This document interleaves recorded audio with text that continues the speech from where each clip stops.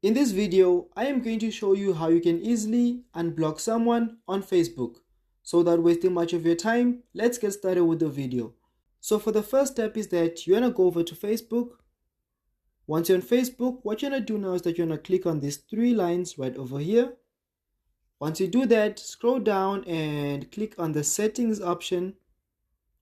Once you do that, what you're going to do now is that you're going to scroll down and under audience and visibility, you want to click on the blocking option.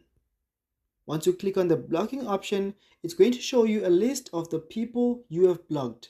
So if you want to unblock someone on Facebook, simply select the profile of the person you want to unblock and click on the unblock button. Once you do that, it's going to ask you if you really want to unblock that particular person. So you can easily click on the unblock option. And as you can see, it has successfully unblocked that particular person. So that's how you can easily unblock someone on Facebook. So thank you for watching this video. Please leave a like, comment, subscribe, and I'll see you in the next one.